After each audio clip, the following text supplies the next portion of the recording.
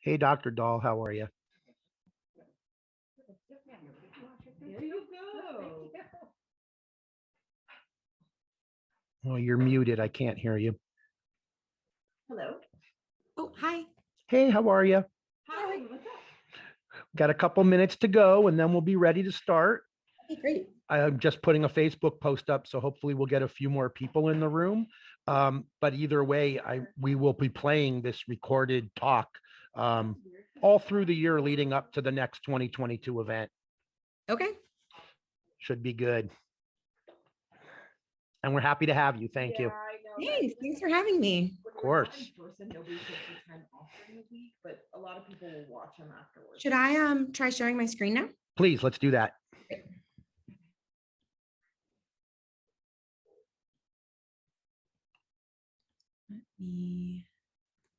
This is it. And then I see you. You see me? Okay. Yep, looking good. Yeah, so I guess. Awesome. Yeah. Let me no just problem. So paste this I'm sure we'll here. hop on soon, hopefully. Where's my link But to yeah, that? One And then thing I for saw sure, in the you're probably email, gonna have a mic. we're doing about 15 minutes, maybe 10 minutes for And then questions. Is we'll be that? able to record that. Yes, ma'am. Okay. Okay. Just give me 1 second here, and then I'll get off the sound for you. Oh no, Jenny, what did I do here? I'm trying to put, oh, there it is. I think I got it. That's it. Never mind. Got it. Thank you. Oh, just sorry. I wanna- have a question. How will questions be asked? Like, They're going to come through on the chat and I will sort through them and then I will jump in there towards the end and read you the questions. perfect. So I don't have to pay attention to the chat or anything like that. No, ma'am. You just Great. do your thing. Great. Yeah. Yeah, I would do that. Yeah. And then after this is all over and I watch your whole presentation, I'm going to email you with some questions specific to your talk, just because I have a special interest in your field. Awesome. I made it very like patient and family oriented, but tried to, include research and things like that. So I'd also love feedback if I end up doing this again in the future. Let me know, how you think it went and if there's anything I could do differently. So Dr. Nordley knows me. I don't care who's listening, really. I'm not saying anything. Dr. Nordley knows me from when he came to Los Angeles for that short stint. Aside from Epilepsy Awareness Day, I do in-home video EEG monitoring. So, and I'm basically focused on the autism community because those are the kids, as you know, that don't get a fair shake at the hospital and generally not willingly admitted. So that's what we specialize in. And I saw patients from CHLA from Dr. Nordley, and I sent him several of our other patients. And I just want to pick your brain on what you're doing as far as treatment, because he specifically said, Dr. Dahl does not warehouse these children. She treats them. So that's important. Absolutely. And I probably want to pick your brain as well. Great. To see if there are different things we can do here. So Yep, that would be great. So glad All right, to meet you. and you too. I'm going to pop off the sound because you're going to be getting ready to start in a second. And I will pop on as you have questions. Perfect. For those of you who are watching, we have Dr. Emily Dahl from the University of Chicago. And she is obviously, as you can see by the screen, giving a talk on autism and epilepsy. This is something that really affects our community. I think people really don't grasp how prevalent this the comorbidity is, and the amount of especially children who have both autism and then develop epilepsy later after their autism diagnosis. So with no further ado, here is Dr. Dahl.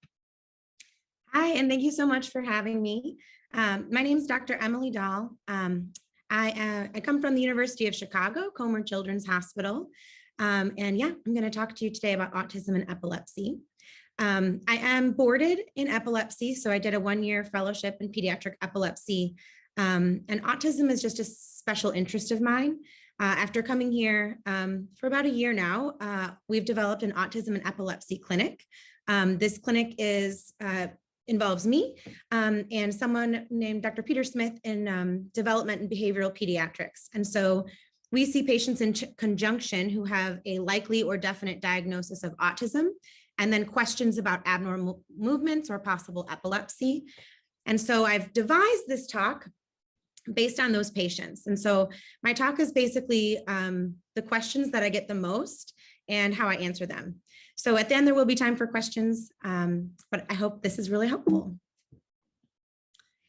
So to start, I don't have a definition of epilepsy because this conference is focused on epilepsy, but I did want to give a definition of autism.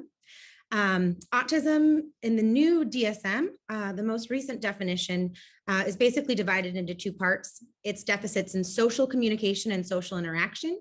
And as you can see here, all three of these symptoms must be met in order to meet criteria. So social emotional reciprocity, that's kind of the back and forth. Sometimes parents will tell me if they stub their toe or they injure themselves, the child doesn't necessarily soothe them or worry about their pain. That might be a way that this presents. A deficit in nonverbal communicative behaviors used for social interaction. When kids are young, something that the pediatrician will screen for is called joint attention. And so that's if the parent or someone looks at something excitedly or points to it, children should be able to realize by the age of 18 months, oh, something exciting is happening over there, and look towards it. Patients with autism often are lacking this. And then developing, maintaining, and understanding relationships is pretty straightforward. And then they need two of the following: restricted repetitive behavior, patterns of behavior or interests. The very first one is stereotyped or repetitive motor movements, use of objects or speech. So as you can imagine, sometimes this can be confused with epilepsy, as epilepsy has rhythmic behaviors and seizures, present stereotypes similar each time. So this is often where the lines can blur and when we see patients, and I'll certainly talk about that more. An insistent on sameness, so wanting to have either the same food every day or drive the same route, to school every day, or, establish a similar routine. Fixated interests, and then hyper or hyporeactivity to sensory input. So patients often do things called stimming, which we'll talk about, where they kind of crave more sensory input, or the opposite, loud noises or increased sensory input can be overwhelming to them. So that's the diagnosis for autism. Like I said, the rest of my talk kind of focuses on questions that I hear a lot. So my child has been diagnosed with autism. How likely is it that my child will have a seizure or will have a diagnosis of epilepsy at some point? And those numbers vary quite broadly. I've seen numbers range all the way down from 5% to up to like 45% based on the studies you see, but around 1 in 5. In the general population, about 1% of people have epilepsy. If you think about patients with global developmental delay, we often see them in our pediatric neurology appointments. Those children are closer to 50%. So this is somewhere in the middle. But just an example of a few studies. These were patients that were diagnosed with autism and then followed out to see if they developed epilepsy in the future. And in both of these studies here, 21% and 22% of those patients went on to develop epilepsy at some point. So the number's somewhere around there. Multiple studies have shown that the more severe the intellectual disability, and specifically the more severe the receptive language disorder is, the more likely patients with autism are to have epilepsy. And like I said, this has been shown kind of time and time again. But one kind of example here, looked at this meta-analysis of 24 studies between 1963 and 2006. 20% of those patients with intellectual disability had epilepsy, whereas only 8% of those without intellectual disability had epilepsy. So this really does seem to be a true correlation, and I've seen it in my practice as well. Interestingly, some studies have shown female gender as a risk factor, but it's not always statistically significant. So it's unclear if this is a true risk factor or something that we've just kind of seen on occasion. So next question I get a lot. My child is 15 or an adolescent, or sometimes even an adult, and this is their first seizure. Why would this happen all of a sudden now? Why would their brain seize at this point in their life? And interestingly, in epilepsy, in autism, there are two main peaks when seizures begin. Once is in early childhood, as you might expect, especially very early on before the age of 1. Often people have epilepsy well before their diagnosis of autism. And so that's going to be this age group. And then there tends to be kind of a quiescent period. And then starting in adolescence again, there's another large peak. In fact, the numbers again vary, but up to half of patients might have their first seizure after the age of 10. And several patients might actually have their first seizure as an adult. So when we look at the general population, you can begin to have epilepsy at any point in your life. There are certain syndromes, if you think of like juvenile myoclonic epilepsy, and there are other syndromes that routinely happen in adolescence or young adulthood. And then there is something special about puberty. Patients with epilepsy, sometimes their seizures get worse, sometimes their seizures get better. Women especially, estrogen has a negative impact on epilepsy, can be pro-epileptogenic. So some women or people with uteruses will have an increase in seizure frequency around their time of menses. That's something that's been studied really, really carefully. So in all comers, we sometimes see a peak at adolescence, and epilepsy is no different. So I see this a lot. This one study, this one is kind of an outlier, but I wanted to mention it just because it was interesting by how old the age of onset was in this group. But they studied 192 patients, and the mean onset of epilepsy in these patients was age 13. And you can see in this graph, a lot of patients develop seizures after the age of 10. So if you don't have seizures when you're young, it doesn't necessarily mean you're out of the woods, unfortunately. And it's not uncommon in this specific group for seizures to develop later in life. So I get this question a lot. When I see patients with autism who do not have epilepsy, we always counsel them on what seizures could look like. And the fact of the matter, in autism, they can look like any type of seizures. Children with autism can have any seizure type. And this here is our 2017 classification of seizures, just to kind of remind you, they can look like anything. But particularly infantile spasms are very common in patients who are later diagnosed with epilepsy, later diagnosed with autism. So infantile spasms, these happen in patients, 0 to 12. They typically happen around 3 months to 9 months is usually when they first present. And they're kind of a neurologic emergency in that patients need to get diagnosed and treated right away, because the longer these go untreated, there is a risk of worsening development. These are very characteristic on EEG, and they're very characteristic clinically. The patient will have like a jackknife movement where they extend their arms and flex at the trunk. They're usually irritable in between. They happen more frequently in the morning. And there are certain patients that we know of that are more at risk for these, and we might watch more closely. So patients who have a really difficult insult at birth called HIE, hypoxic ischemic encephalopathy, they're at risk for this, as well as patients who are diagnosed with tuberous sclerosis early on. We counsel them very early on about the risk of this seizure, and we often actually check EEGs even before they have signs of this to see if we could curtail this on the early end. But usually this was kind of retrospective. A patient's diagnosed with autism later in life, and in the past, they had these infantile spasms. The most common seizure type is focal impaired awareness seizure. And so focal onset, meaning coming from one part of the brain, and impaired awareness, meaning they're either completely impaired and have no idea what's going on and are unresponsive, or at least their impairment awareness is altered and they're kind of confused. These can look, as you see here, many different ways. Just to talk about a few of the words, automatisms is when a patient might kind of fumble or do something non-purposefully with like their clothes or their blankets or some object nearby. And then myoclonic, because that one's actually relatively common in autism, are like rapid jerks of one body part, like the neck or the shoulder or hand. We see those quite commonly. And then really commonly, it can just be staring and arrestive behavior. And so staring spells is something we really commonly see in autism. And the main question is, could this be seizure, or could this just be a staring spell that's kind of behavioral? And I'll talk a little bit more about that. This one study I found really interesting. We often don't capture seizures on EEG in children with autism because it's hard to hook up an EEG if it's really upsetting to the child.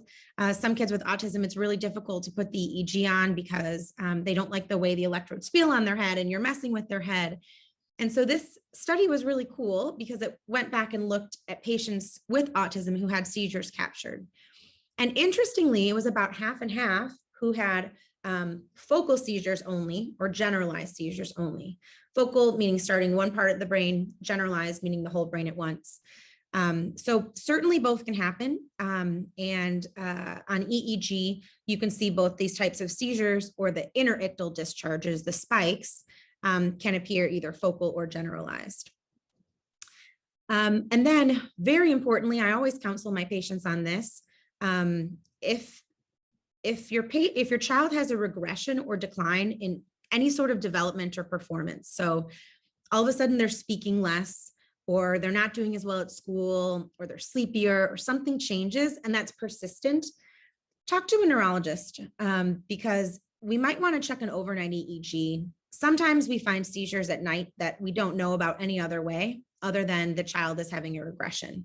So I always counsel on this and always ask about this. And it's important to bring up if you've noticed this, because we might want to do an overnight EEG for them. Another question I get asked a lot. My child often looks out of the corner of their eyes. Is this a seizure? You may recognize this if your child has autism or someone you know has autism. It's a really common thing that children with autism do, and it can be mistaken for seizure. So this is a patient will kind of look out of the corner of their eye, but have completely maintained awareness. So they're still running or interactive or playing. They might do it many, many, many times a day, and they might be more likely to do it if they're either really excited or they're in like a stressful or anxiety producing environment. And this is typically an example of what we call stimming, self-stimulation, which can be, you can see it a lot in autism, and we'll talk a little bit more about ways you might see it from a motor standpoint, but you can also see it from a visual standpoint. So children might stare at objects that are rotating or spinning or light up. A lot of times they'll kind of bring the object that lights up right to their eyes, and it kind of feels good to them to see those lights right in front of their eyes. They might blink repeatedly or turn the lights on and off. They might move their fingers in front of their eyes, which kind of does the same thing. It alters the light and dark. Or they'll put objects in a line and kind of squint down and look at the objects. Those are all example of visual stimming. And these aren't usually confused for seizures, but out of the corner of their eye, that one often is, just because seizures can have what's called gaze deviation, where a patient looks really hard in one way or the other, and it can't be overcome. But that's usually also associated with some other symptoms of seizure, like stiffening or jerking on one side, loss of awareness, behavioral arrest. And so usually we can differentiate these two. The gaze deviation usually lasts longer, and usually they're tired afterwards. While this kind of stimming example, they just look out of the corner of their eyes, they're back to normal afterwards, they're completely engaged during it. And as to why people will do this kind of stimming is it either helps them when they're overloaded with sensation, or the opposite. It feels good to add this kind of different stimming sensation, or they might feel anxious and it's like a self-soothing. And then the other most common question we get a lot is, my child has staring spells, are they seizures?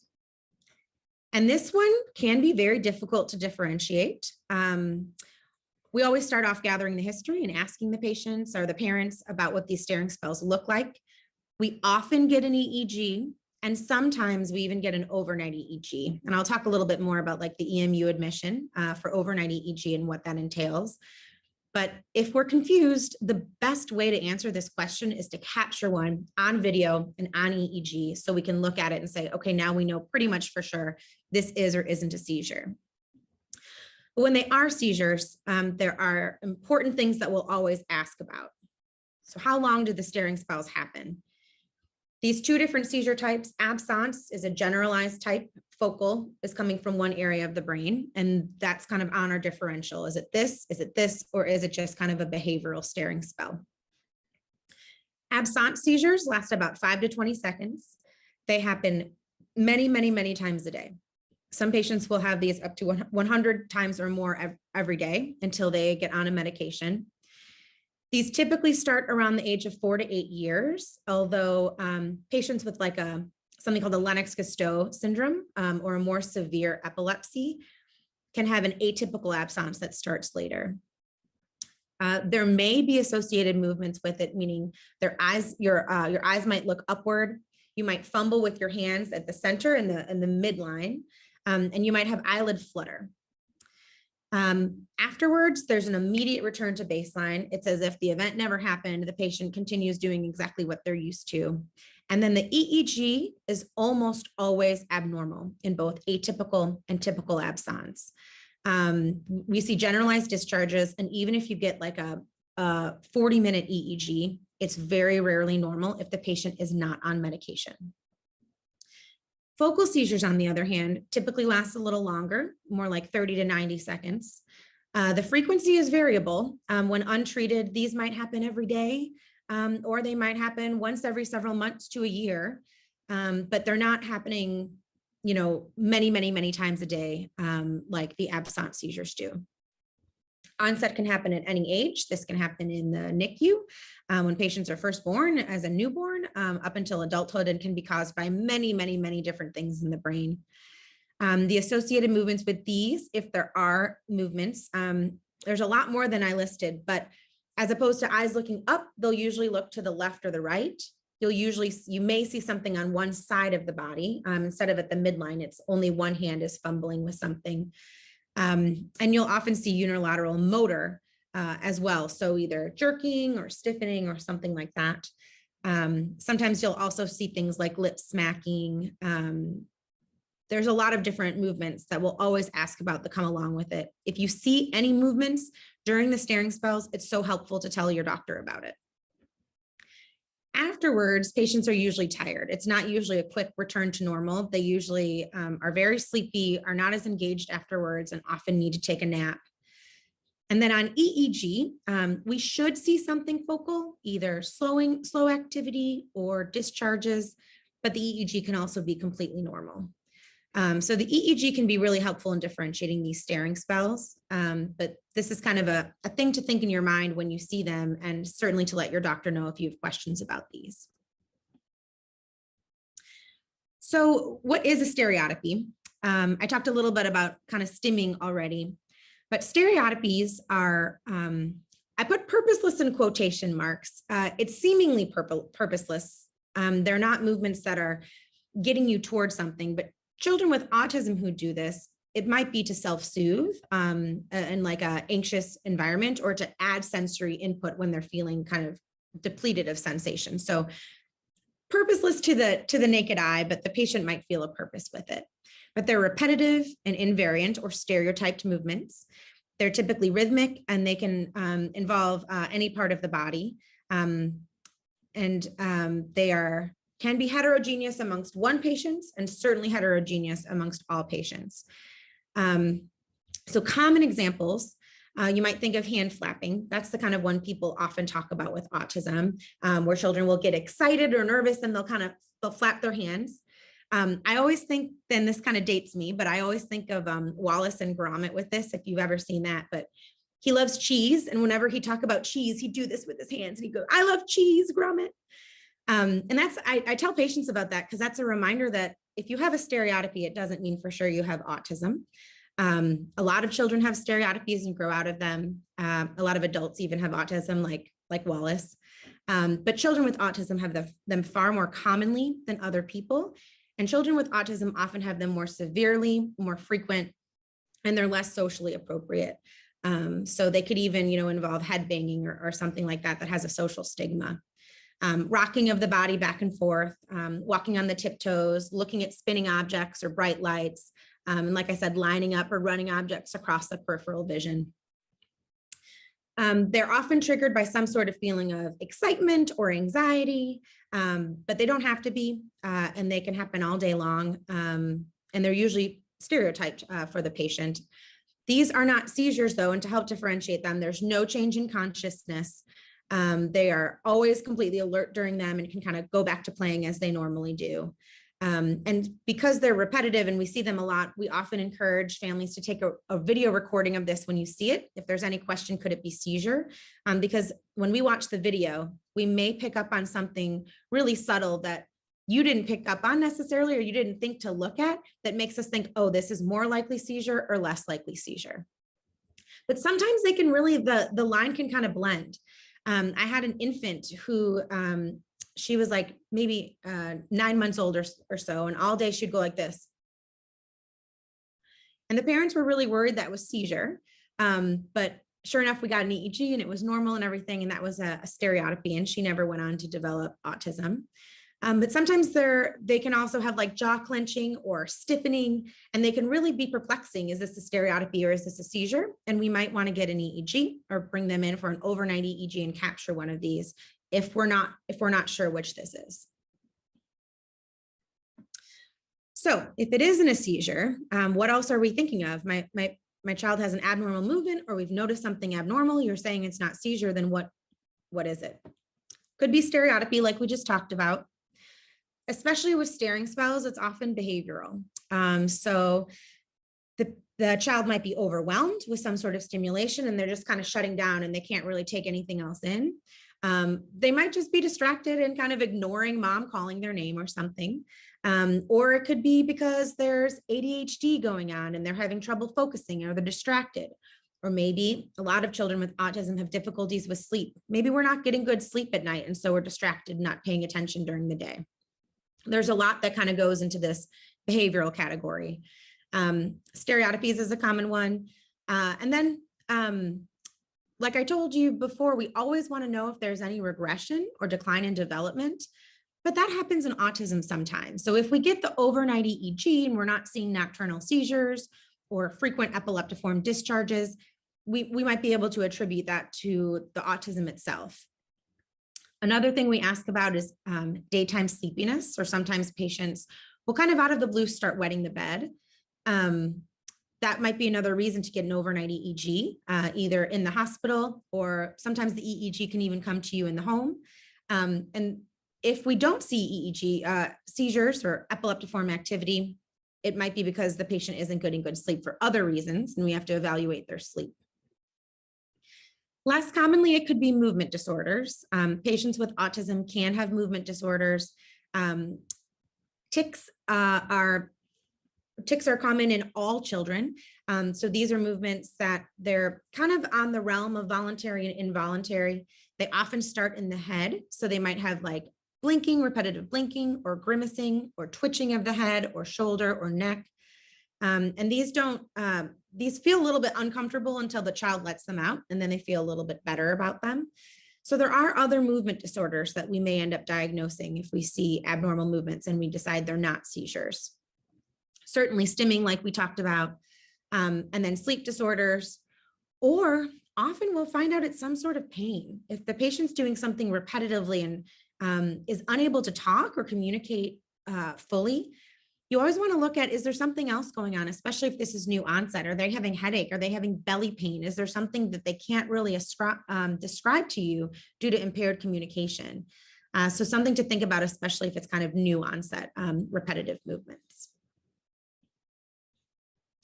All right, so I talked to my doctor about these staring spells or abnormal movements, and they said, because you have autism, you're at greater risk for seizures. We got the routine EEG.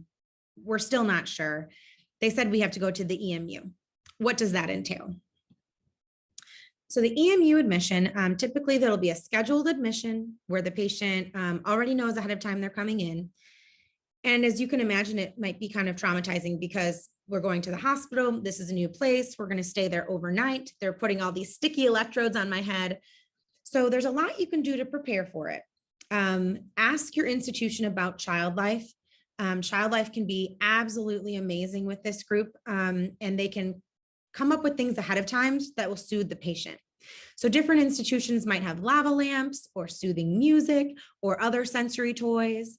And often child life will come by with like a tablet or another sensory toy to help explain the procedure to the patient if their communication skills are at that level, or at least help distract them and soothe them during the process of hooking up with the EEG leads. It's not painful by any means, but it certainly could be disturbing for someone who has sensory processing concerns. And then prepare beforehand, depending on your child's level and what might be helpful for them. You can consider doing social stories or showing pictures beforehand, talking to them. Your institution might even have like a teddy bear or fake little things that you can stick on the head and explain about the EEG leads. This is, of course, child dependent, but some people do better if they kind of know what to expect ahead of time. and you inform them, we're going to stay overnight. We're going to put stickers on your head. It's going to be one day and then you'll go home the next day. So there's not that fear about this new environment, because that will make the hookup more difficult and can be a little bit more traumatizing. We don't want to sedate the patients to hook up the EEG, but we can. The reason we don't love doing this and we try to do it without is it can alter the reading of the EEG. It can kind of obscure some abnormal findings. And also, if patients need the sedation for the EEG hookup, sometimes it means as soon as they wake up, they're going to rip the leads off. So something to ask about, but usually people want to try to do it without sedation first. Always ask in advance if your child already has epilepsy and is on anti-seizure medicine, are we going to wean the medicine beforehand? And are we going to need an IV? Rescue medicines can be given in the nose or in the rectum, but often, especially if there's a medication wean, they want to do IV placement. And so it's good for you to ask beforehand so that's not a surprise. And then very importantly, there are options for what's called ambulatory studies. So we often like to do, if we can, we like to do these EEGs in the hospital because it's a controlled environment for us. So we can move the camera, we can come in and test the child immediately at the time of the seizure. We have rescue medicines available, but it's not the typical environment for the child. And so, especially in children with autism, if parents think this is a no-go, or if we try it and it's really traumatizing, then we consider doing it in the home. There's still the EEG hookup, which can be, new and different for the child, but at least they're in their own home to do this. And you can have a video EEG at home, and the parents can kind of move the video and keep the child kind of in one room. And so we can actually see the spells. And this is often a nice kind of in between, where if we can't get them into the hospital, we at least can get some really good data at home. So ask about that as well. Depending in either way, if you do it in the hospital or at home, think about triggers for the spells that the child has. So if the staring spells always happen when they're watching their tablet, have them watch the tablet, bring the tablet to the hospital with you. If they happen while the child's doing homework, bring homework. Anything that you can think about that will trigger it in the hospital room, think about that ahead of time. And very importantly, if you see a spell, push the button. I always tell all my patients this, but sometimes people forget. Push the EEG button if you see anything concerning for seizure, because it marks the time right on the EEG for us. It's very helpful. All right, so we did an EEG. Maybe it wasn't overnight, maybe it was a short one, but the doctor says it's abnormal. What does that mean? It can mean something, or it can not be very helpful. The reason why I say that is children with autism are more likely to have abnormal EEGs than the general population. And so this can sometimes be kind of confusing to interpret. And sometimes, it can lead on a diagnostic odyssey to figure out, why is the EEG abnormal and what does it mean for my child? So in typical patients who've never had a seizure before, but might have a family history of seizures, about 2 to 3% of EEGs might actually be abnormal with no higher risk for seizures at all. In the autism population, that number is much, much higher. 10 to 72%, that's a very wide range, but basically it's a high number. A lot of patients with autism have abnormal EEGs, and sometimes they never have a seizure. And so that can lead to difficulties interpreting this. This one study looked at 32 patients. All these patients had come into the EMU, that epilepsy monitoring unit that I was talking about, because they had some abnormal spell, maybe staring spells, maybe jerks in sleep, what have you. They came in, and all of these patients ended up having an abnormal EEG. And 15 of those patients had their event captured. Again, it was mostly staring spells, but some of them had issues in sleep. None of those patients, of the 15 patients who had their event captured, none of them were seizure, but 11 of those 15 patients had spikes on their EEG. So it's difficult to interpret. If you capture the spell, then that's helpful. If you don't capture the spell, then the question is, okay, how concerned are we that these are seizures? Because that helps you decide, do we need to treat them or not?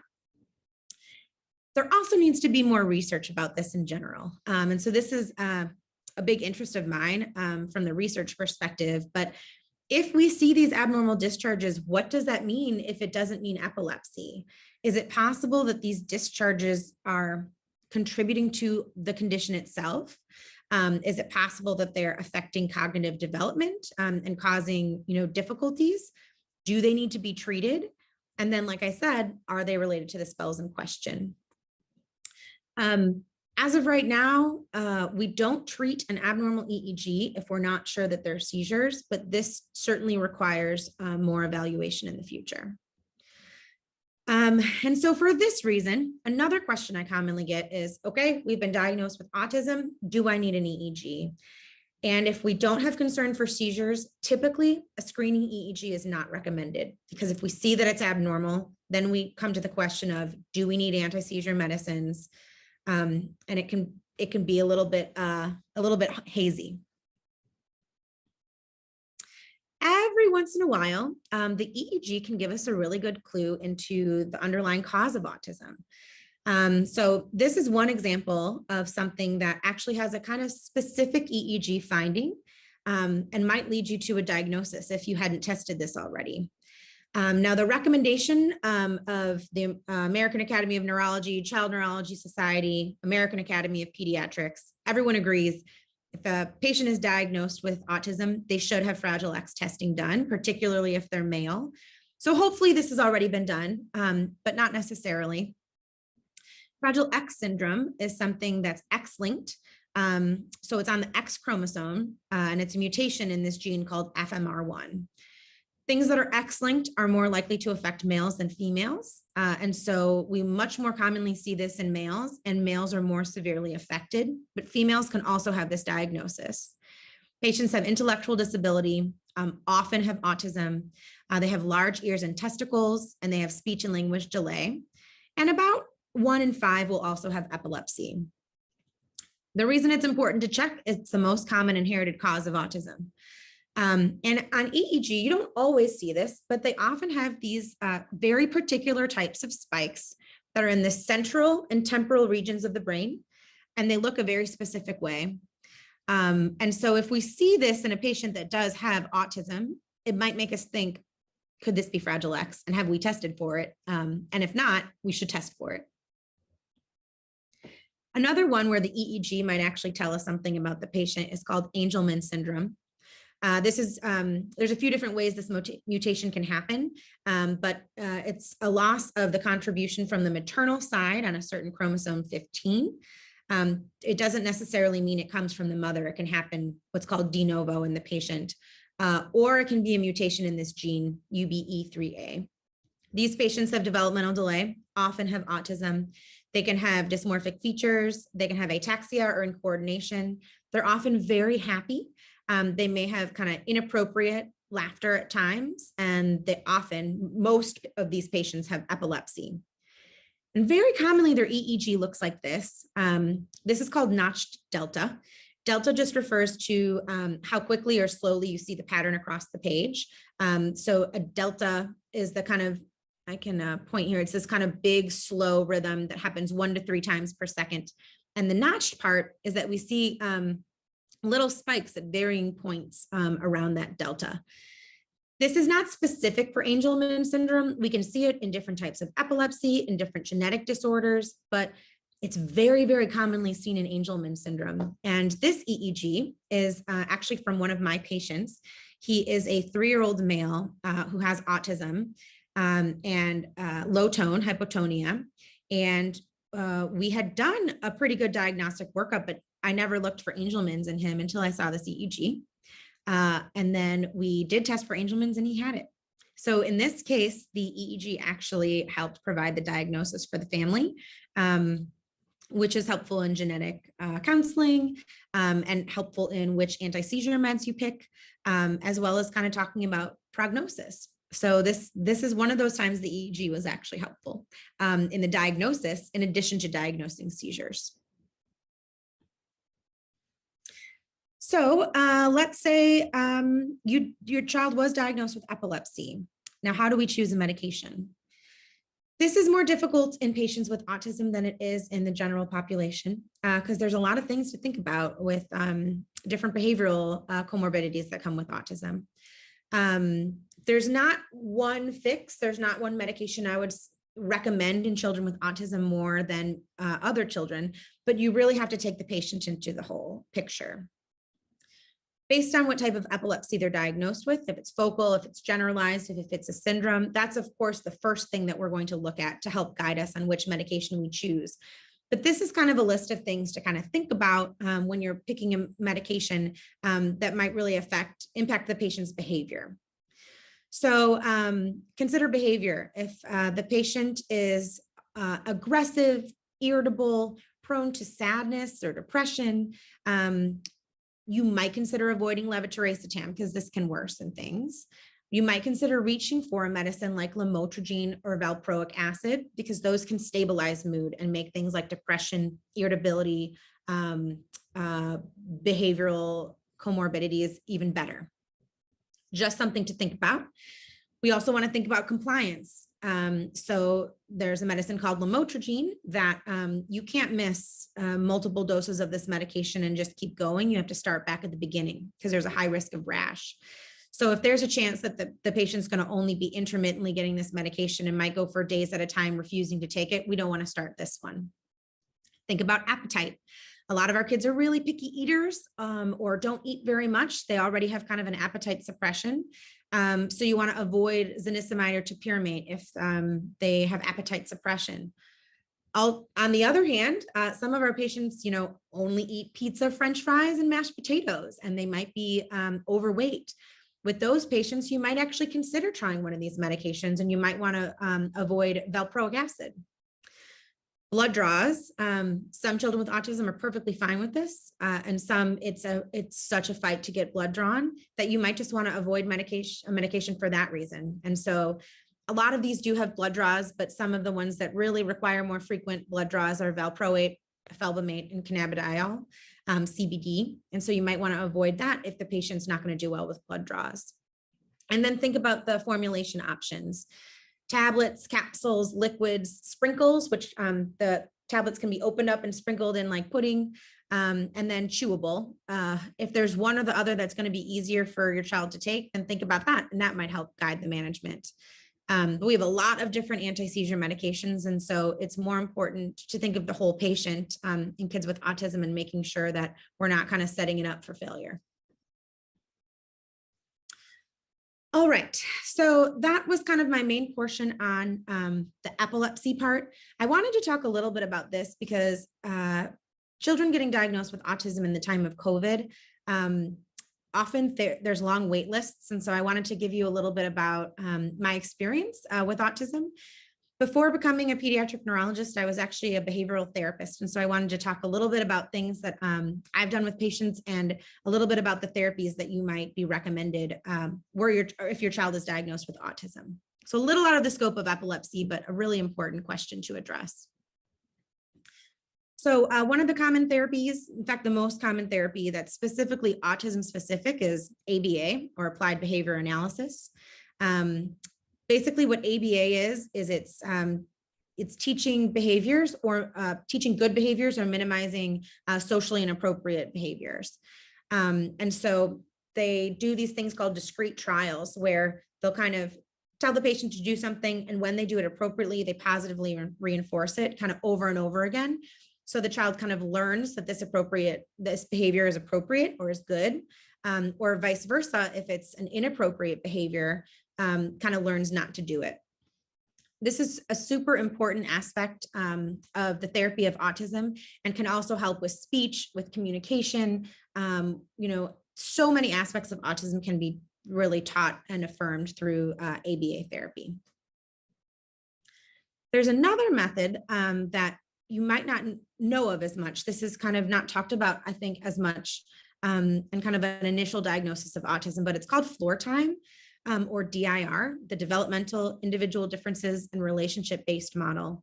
And this is a really cool type of therapy for autism that I've actually been able to participate in with one of my clients when I was in behavioral therapy. And basically, it encourages communication and relationship building and appropriate play by meeting the patient at their level. So instead of where ABA kind of is taking the patient's behaviors and teaching them how to kind of more appropriately fit into our society, this is kind of the opposite. We meet the child at their level, and then we try to communicate with them with what they're doing to influence it to become more appropriate. So for example, let's say the child is stimming and they're just kind of sitting on the ground with their head, on the ground. You might go over to them and incorporate it into a type of play and get right next to them and say, oh, do you hear the train coming? I hear the train coming, and kind of create a pretend play, following their lead and kind of seeing where it goes. Often this is also involves like objects. So playing with things in the room, if they're doing something that's not really constructive or purposeful with a toy, go to them, imitate them, and then evolve it into something purposeful, like making a fort out of pillows or stacking the blocks, but always checking in with them and following their lead so that they are guiding the play and they're actively involved in the play. It takes a lot of learning and reading, but it's a really cool therapy that I'd encourage you to look into if your child is diagnosed with autism. But it focuses on shared attention, social engagement, and problem solving, and always follows the child's lead. And then this one is great for COVID times because it is socially distanced. But hippotherapy or equine therapy is horseback riding, but it's a specific therapy for children with autism and adults with autism. And basically the rhythmic movement can kind of help with balance, coordination, and posture, and also gives good sensory input to the child. And so this is something that, again, is really helpful in the times of social distancing and something that can be additive to all the other therapies that the child might be getting. And then, as we talked about, every child with epilepsy with autism has deficits in the social communication domain. And a lot of this is speech. A third of children with autism, people with autism, will never speak. And so it's important to use alternative ways of communication. Sometimes that comes in the form of PECS, which is the Picture Exchange Communication System. So this is an example of these. They're little laminated pictures that the child can use to say what they want. And it really helps put things into their hands. So they, instead of just grabbing your hand and pulling you to something, it forces them to use some sort of communication that's more socially acceptable. For example, with someone who's not their parent and really used to them, to like point and say, I want this cookie. And this can kind of develop from there, from going from just picking the picture to actually creating full sentences with the picture exchange communication system. And that's evolved now in the time of, technology. A lot of this is used on a tablet or different augmentative devices where they push a button and they can create the sentence, and they push the button and the sentence comes out of the computer. So it takes away the anxiety and difficulty of making the words themselves. So this is a very important piece, and something that if you're on a wait list, you can kind of start doing at home.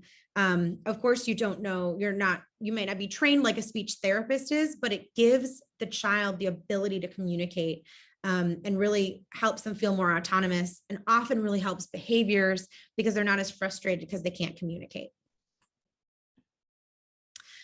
So I've been getting this a lot. Okay, great. We have this diagnosis. Let's get started. We're on a wait list. So I just wanted to talk a little bit about things that I've done in my career. It's very patient specific, but some examples of things patient specific that you can do at home to kind of already start some of these therapies if you're ready to go and you're sitting on a wait list. First and foremost, check out autismspeaks.org. There's something on there called the First 100 Days Toolkit, which is an amazing resource for parents, caretakers, family members of someone who's newly diagnosed with autism. And it has a lot of resources on there for different ABA therapists or other therapy in your area, in your region. It's a wonderful website. Definitely start here if you're questioning autism or have a diagnosis of autism. Sleep is a big part of autism, as well as daily routines. And it's so important that the child has expectations for what's about to come. And so this is an example of a routine board. So to let the child know, okay, we're putting our pajamas on, then we go to the potty, then we wash our hands, then we brush our teeth. This can be used in the home, in the school. This can be used in any aspect of the day to kind of prepare them with pictures instead of verbally about what's about to happen. So they kind of know what the next step is, and they can even pull off the picture at each step so they know what's happening next. And for our more advanced cognitively and verbally children, I use this with typical kids too, but a bedtime pass. So if we're having trouble falling asleep, you can say you can use your bedtime pass for one thing, if it's a hug or a drink of water or something. But if you don't use it, then the next day you get a little reward, like a sticker or something like that. But sleep is really common in autism, and there are a lot of behavioral ways that you can treat it before thinking about medications. The first then board is really important about indicating to patients that first we're going to do this really fun thing, and then after that we have to do, our work, or vice versa. First finish your work, and then you get this reward of like playing on your tablet. Again, it's an indication, especially kind of down at the first level when they're just kind of learning about these pictures, to say first we do this and then we do this, to kind of prevent the temper tantrum that might happen when all of a sudden the routine is changed. I wanted to show this as an example. Elopement is frequently an issue with autism. Children who, when they're scared, sensory overloaded, upset, just run away. They don't tell mom. They might run into the street. It's a very dangerous situation sometimes in kids with autism. And we had a child who would get overwhelmed and would just run away. Even though he was pretty verbal, it was too much for him. And so we just made a stoplight at home. We cut it out of construction paper, and we had a green light and a red light. And every time he wanted to go outside, or he would have to bring us the green light. And then we started bringing it, to school, and we brought it to the grocery store. And then we just implemented over and over and over again. If you need to go away from mom for whatever reason, you have to show her the green light. You don't have to tell her what's going on, but you have to come bring her this light so that you've touched base with her before you run away. Then there was another patient I had who would just become overwhelmed when they were upset and just start having a temper tantrum. And sometimes we wouldn't know why. And sometimes it would be physically aggressive, and he would kick or hit his classmates or his siblings. And so we created this kind of stepwise thing where we just talked about emotions, because it's a really abstract thing for children with autism to think about. He loved to play the game memory. So we just started using these and played memory, where you turn them over and you find 2 happy cards and then you get a point. And then from there, anytime you'd get a match, you had to come up with the time that you might feel one of these emotions. That was extremely difficult for him. But I would give the examples. And then at first he would just use the examples that I'd given before. And over time, as we kept playing, he was actually able to come up with some of his own examples, which was so exciting. And then we created a feelings board. We used these images, and when he would get upset about something, I would run over and grab the board and put his hand on the upset one, or frustrated or mad, and indicate like he has to show this to us to let us know, instead of kicking, his classmates. And then over time, he was able to do it himself. So this took many, many months for us to do. And obviously it's best done, with a therapist kind of helping you, but I just wanted to give some examples of things that you could think about in the home that's patient directed, to kind of help them kind of learn something and do more appropriate behaviors and communication. So that's it. I thank you for your attention. And if there are any questions, I'm happy to answer them.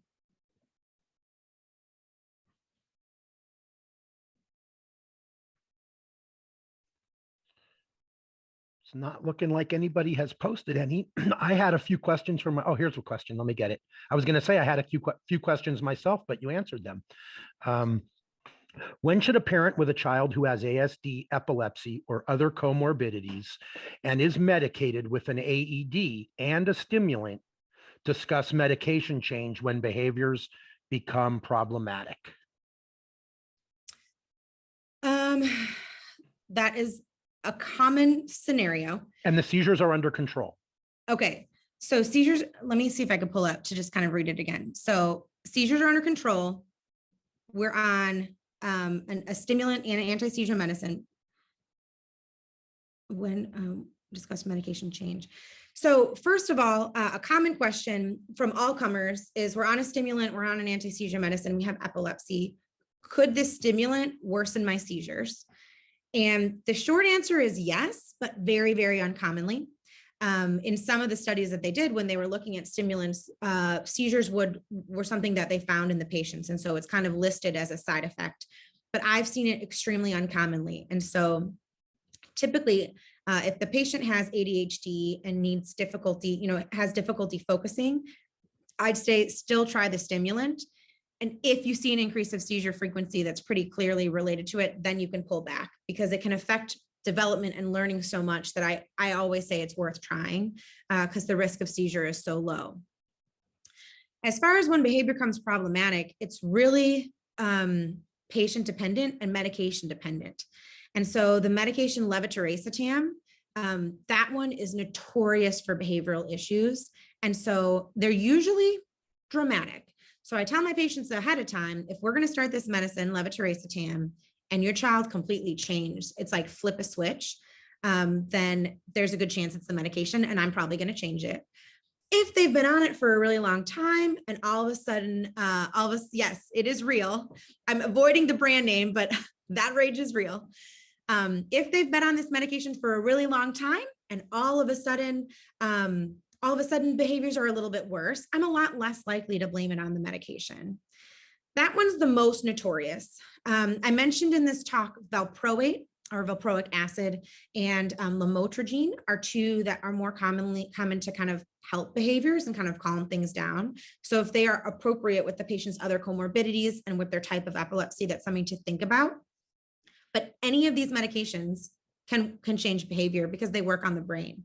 And so even if it's not a most common side effect, if a parent tells me they are different from when we started the medication to stop the medication, I'm going to listen to that because the parent knows the patient the best. And almost any of these medications, you can see it, and it's worth thinking about, especially if it's a change once the medication was on board.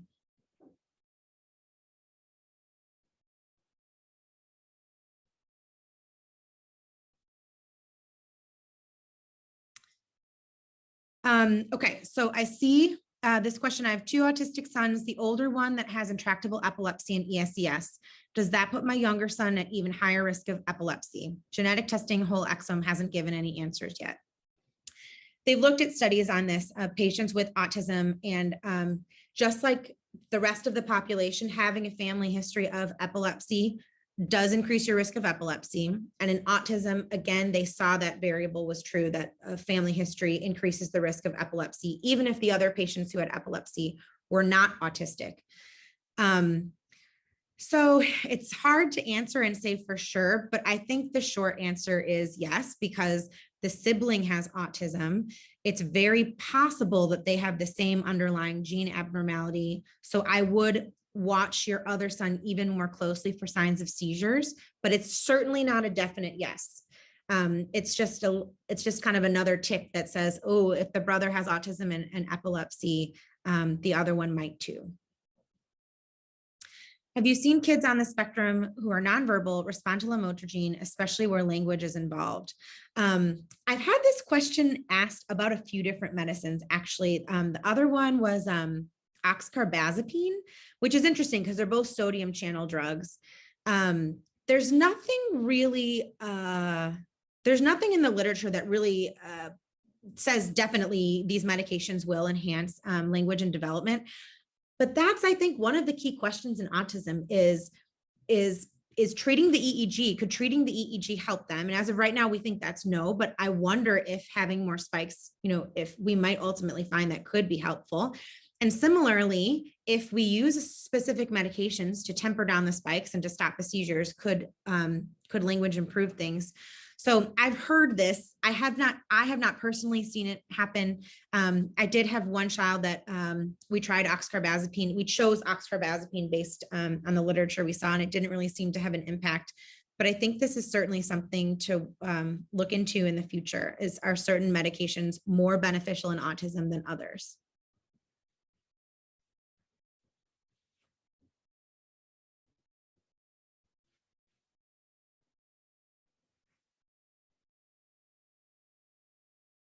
Did you have more questions, Brad?